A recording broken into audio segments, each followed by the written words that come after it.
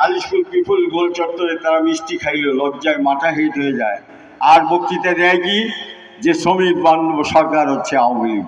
কেমন শ্রমিক বান্ধব সরকার? বাংলাদেশে একটা আইন আছে 2006 সালের শ্রম আইন। এখানে 43টা সেক্টরে শ্রমিকদের মিনিমাম ওয়েজের ব্যবস্থা করার কথা বলা আছে। এখানে 3 মাস 6 মাস কাজ করলে তাকে স্থায়ীকরণ করার কথা বলা আছে। তার ছুটি আছে, তার বিভিন্ন রকমের ছুটি আছে, ক্যাজুয়াল ছুটি, মেডিকেল ছুটি, আনলিভ, তার পিএফ, তার গ্র্যাচুইটি। কিন্তু বিগত সরকারের আমলে এই সব কিছুকে তারা একদম টোটালি বন্ধ করে দিছে। আর তারা বলেছে আমরা শ্রমিক বান্ধব সরকার। বাংলাদেশে এমন একটি সরকার দরকার, যেই সরকার বাংলাদেশের শ্রমজীবী খেটে খাওয়া মানুষ, আল্লাহ রসুল মকবুল সাল্লাল্লাহু আলাইহি সাল্লাম, তিনি তার সাথে যারা ছিলেন, এই যে খাব্বাব বলেন, জায়েদ বলেন, উসামা বলেন, এরা ছিল শ্রমিক খেটে খাওয়া মানুষ। হযরত বিলাল বলেন, এদেরকে তিনি যেভাবে মর্যাদা দিয়েছেন, এদের অধিকার যেভাবে তিনি রক্ষা করেছেন। আমরা মুহাম্মদুর রাসূলুল্লাহ সাল্লাল্লাহু আলাইহি সাল্লাম পড়ি না, কিন্তু মুহাম্মদুর রাসূলুল্লাহ সাল্লাল্লাহু আলাইহি সাল্লামের যে আদর্শ, যে নীতি, তিনি যেটা করে গেছেন, বলে গেছেন, সেই ব্যাপারে আমরা কিন্তু আদৌ আমাদের ওদিকে খেয়াল নেই। একটা ছেলে, সে চলে আসলো, বাচ্চা ছেলে, রসুলের বাড়িতে থাকলেন বেশ কিছু বছর।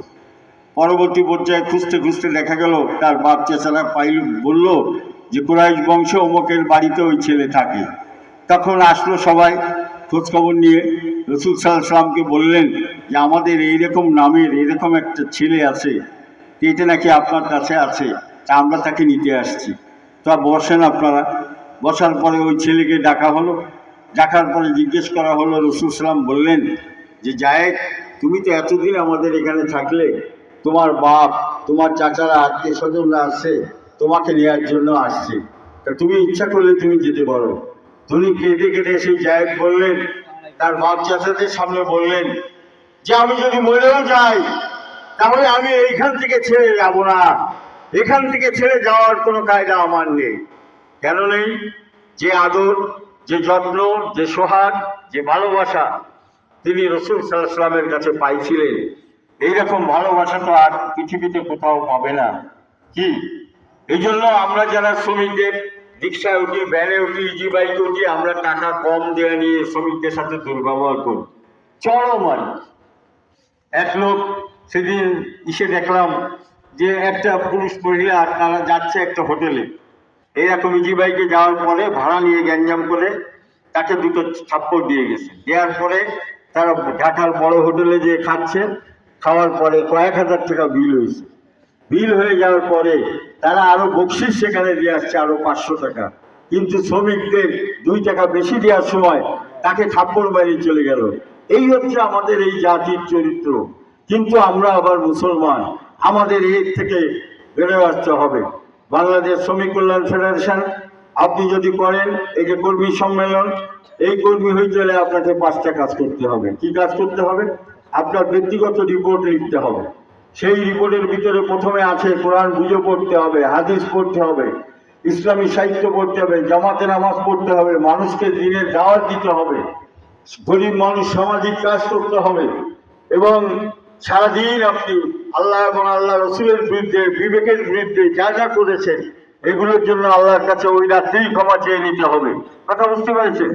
এইভাবে একটা ট্রেনিং এর ব্যবস্থা কর্মী হইতে গেলে এই কাজগুলো হয়। বাংলাদেশের যত ট্রেড ইউনিয়ন দেখেন, যত শ্রমিক সংগঠন দেখেন, আপনি সেই সমস্ত শ্রমিক সংগঠনে এই জাতীয় কোনো বিন্দু বিসর্গ আছে? হ্যাঁ, এটা হচ্ছে বাংলাদেশ শ্রমিক কল্যাণ ফেডারেশন। এটা একটা জান্নাতি সংগঠন। কি সংগঠন? সবাই বলে এটা কি সংগঠন? একটি জান্নাতি সংগঠন। আমরা কেউ জাহান্নামে যেতে চাই না, অনন্ত জীবন আমরা জান্নাতে থাকতে চাই।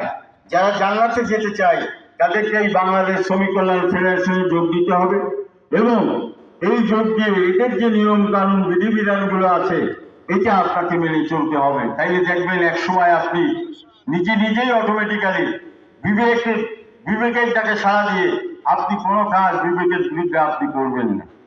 আল্লাহ রসুল সাল্লাল্লাহু আলাইহি ওয়াসাল্লাম বললেন, ইবাদতের পূর্ব শর্ত হলো হালাল রুজি। এই যে যারা নির্মাণ শ্রমিক আছে, ব্যাংক শ্রমিক আছে, বিভিন্ন রকমের শ্রমিক আছে, এরা গায়ের ঘাম লোমকূপ দিয়ে বের করে দিয়ে যে আয় করে, এটা কি হালাল না হারাম?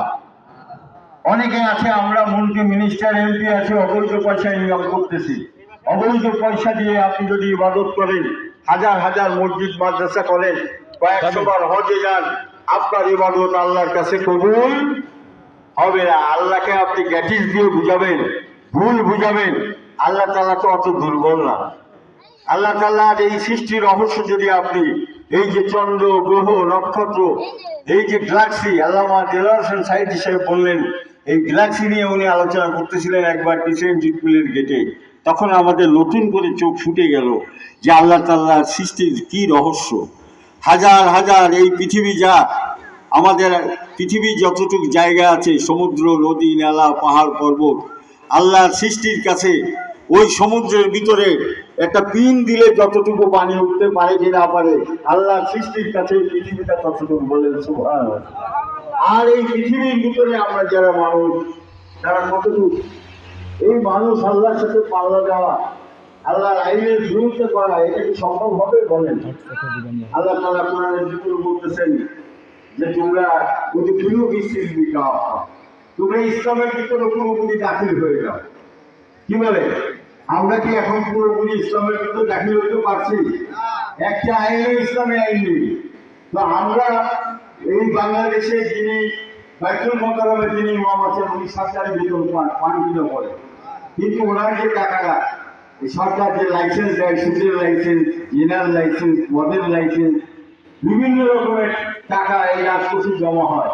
আর এই সরকারি যারা ইমাম বলেন আর যাই বলেন, তাদেরকে বেতন দেওয়া হয় এবং ওই টাকাতে তারা সংসার চালায়।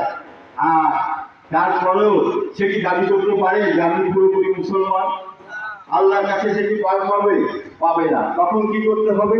তখন আল্লাহ জমিনে আল্লাহর দ্বীন কায়েমের জন্য আল্লাহ তাআলাকে জান দিছে, মাল দিছে, যে মেধা দিছে, যে যোগ্যতা দিছে, সাহস হিম্মত দিছে, সব কিছুকে উজাড় করে দিয়ে পরিপূর্ণভাবে যাতে সমাজে দিন কায়েম হয়, মদিনা রাষ্ট্র যেভাবে রাসূল মকবুল সাল্লাল্লাহু আলাইহি ওয়াসাল্লাম আল্লাহর গাইডলাইন অনুযায়ী যিনি তৈরি করেছিলেন, যেভাবে তিনি ব্যক্তি, পরিবার, সমাজ, রাষ্ট্র, অর্থনীতি কায়েম করেছিলেন, আমাদেরকে সেইভাবে চেষ্টা করা কি ফরজ না ওয়াজিব?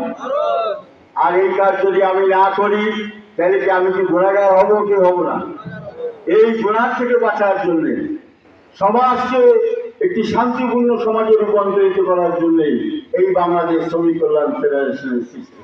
এই জন্য আপনাদেরকে, হাজার হাজার শ্রমিক এই এলাকায় আছে, কিন্তু আপনাদেরকে দাওয়াতি কাজ করতে হবে, তাদেরকে বুঝাইতে হবে, সে শুনুক আর না শুনুক, তাদেরকে বুঝাইতে হবে। আর আপনাদের এখানে যে ট্রেড ইউনিয়ন আছে, এই যে ট্রেড ইউনিয়ন, এটা শুধু ট্রেড ইউনিয়ন করলে হবে না, এই একটা কর্মী সম্মেলন করলে হবে না। মানুষকে যেমন দাওয়াত দিতে হবে এবং আমাদের সাথে যারা থাকে ঘুরে ফেরে, বিপদ আপদ, অসুখ বিসুখ, এই যে ঝড় বৃষ্টি হচ্ছে, আজকে ভ্যান চালাতে পারেনি, কষ্টে সে মুখ অন্ধকার করে এসে স্ট্যান্ডে দাঁড়া আছে, আপনি সবকিছু পয়সা করে আপনার আছে, ভালো জামা কাপড় আছে, আপনি তারে হাতটা ধরে ডেকে নিয়ে যদি দুটো পরোটা, একটা চা আর আমার মতো পান খাই, একটা পান যদি হাতের ভিতরে গুঁজে দেন, তাহলে দেখবেন যে ওই লোকটা প্রতিদিন আপনার জন্য তো দোয়া করবে, আর প্রতিদিন ওই টাকায় থাকবে আমার ওই ভাই কখন আসবে। বাংলাদেশ শ্রমিক কল্যাণ ফেডারেশন যতগুলো কর্মী আছে, সক্রিয় আছে, সমর্থক আছে, সবাই যদি এইভাবে গরিবের জন্য কাজ করি, তাহলে কি একটি সুন্দর সমাজ তৈরি হবে কিনা বলেন? হবে।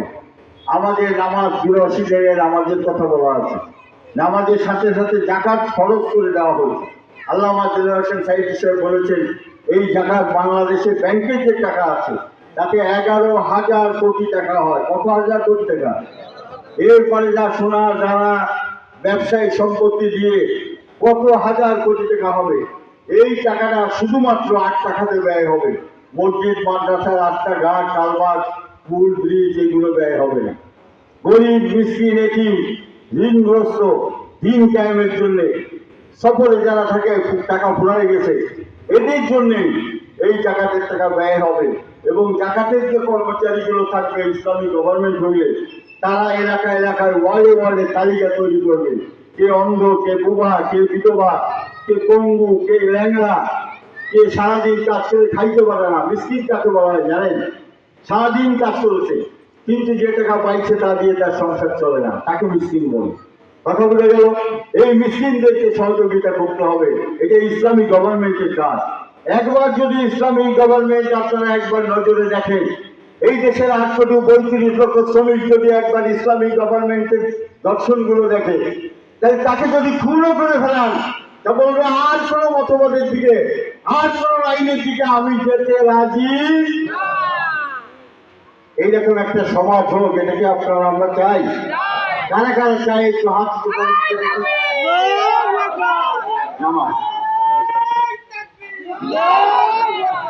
যারা হাত কিছু করেননি, অনেকের আছে দেখেন না, হাত এরকম করে কিছু মুক্তি পান না, রক্ত চলাচল এদিকে যায় না। এই হাতটা দেওয়া হয়েছে কি জন্য? কাজ করার জন্য, আল্লাহ দিনের জন্য কাজ করার জন্য, নিজের পরিবারের জন্য কাজ করার জন্য এই হাতটা দেওয়া হয়েছে। এখানে হাত উঁচু করতে বলা হয়েছে, এটা ভিডিও করার ক্ষমতা কি আল্লাহর আছে? আল্লাহর ফেরেশতাদের আছে? এই আমেরিকায় কি হচ্ছে, ইনু সাহেব কি করতেছে, আপনি বাগানের ভিতরে বসে দেখতেছেন না? এটা মানুষ, ক্ষুদ্র প্রাণী, আল্লাহ সৃষ্টি করেছে, তার ব্রেনে যদি এইগুলো থাকে, তাহলে আল্লাহর ব্রেনে কি আছে? এই যে মিটিং করতেছেন আপনারা আজ পর্যন্ত এখানে বসে, কি কষ্ট করতেছেন, কাজ ফেলাই রেখেছে, দিনের দাওয়াতের কথা শুনতেছেন, যতটুকু যা শুনতেছেন এর সব আল্লাহ তাআলা দেবে না? এগুলো ভিডিও হচ্ছে না? আর যারা আসতে চেয়ে আসতে পারেননি, তারা ভিডিও থেকে বাদ করে গেলেন। যখন মিছিল হয় তখন দেন না, কিছু লোক সামনে চলে যায় যাতে ছবিতে আবার ছবিটা ওঠে। এই যে আপনারা এখানে বসে আছেন, এটা আল্লাহর ভিডিও, একে উঠতেছে, উঠতেছে। এই জন্য আপনারা খুশি না বেজার? এই জন্য আমরা খুশি। সংগ্রামী বন্ধুগণ, আমি যে কথাটা বলতে চাচ্ছিলাম তাহলে এই বাংলাদেশ শ্রমিক কল্যাণ ফেডারেশন, আল্লাহ রসুল সাল্লাল্লাহু আলাইহি ওয়াসাল্লাম মৃত্যুর আগে তিনি বললেন দুইটা কথা, শুনবেন সে দুটো কথা কি? একটা কথা বললেন নামাজ, আর একটা কথা বললেন এই শ্রমজীবী মানুষ। হ্যাঁ, এদেরকে মর্যাদা দেওয়ার কথা তিনি বললেন। নামাজের কথা